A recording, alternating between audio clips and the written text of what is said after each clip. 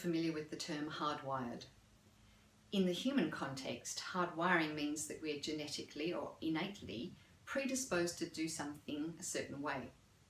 At the Hotwired group, we've put a new spin on that word. We call it heartwired. Heartwired simply meaning that we're predisposed to do things from the heart when we engage with each other. So heartwired is just another term for engaged. How do we heartwire an organisation?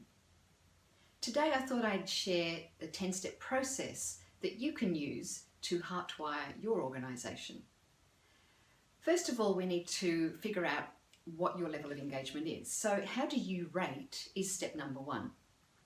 Run an engagement survey, work out how engaged people really are in your organisation to start with.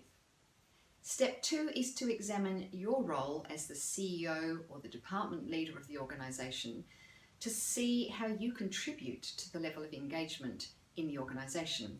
It's like taking the mirror and having a good look at you first, because engagement is a top-down process. Next, we need to activate the senior leadership team. Engagement, heartwiring, has to flow from the top down, and it's no good if your leaders are not on board. After that, we roll out heartwiring to the whole organisation, where you get to share the vision for how you want engagement or heartwiring to look within an organisation. The next thing you need to do is to talk up motivation. Now, motivation is important if you're going to understand how to make people feel valued in the organisation, how to make them feel fully engaged in what they're doing.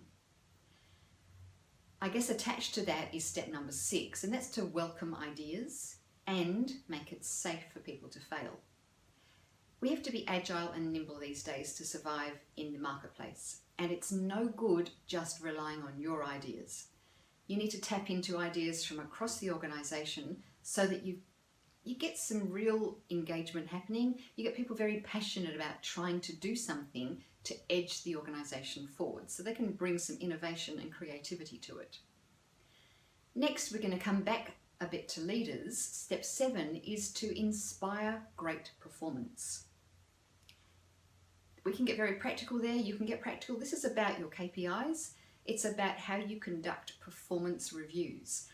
How do you conduct them in a way that will actually inspire people to deliver great performance? Step 8 might be hard for you, but step 8 is about relinquishing control. As a leader, we need to empower people if we are to engage them. If you're micromanaging, you're not going to engage anyone. They're not going to feel like they're part of the organisation. So it's your job to relinquish control. Step 9 is where we think about embracing some honest conversations or honest dialogue. It's very healthy in any kind of team to have some healthy conflict. And so this is about embracing those healthy conversations, those difficult conversations, so that you can move forwards instead of getting stuck pussyfooting around each other. And the last step in the process is to drive accountability. Nothing's going to work unless people actually do or act on what they say they're going to do. You can put everything in place, but if no one does anything, it's not going to happen. So the whole idea here is when you drive accountability, that people have to step up. That actually makes them feel more engaged. That's the 10-step process that we follow at the Hotwired group. If you'd like help with that, if you'd like to learn how you might heartwire your organisation with our help, I invite you to get in touch with us. Either give us a call or fill out the request form on our website.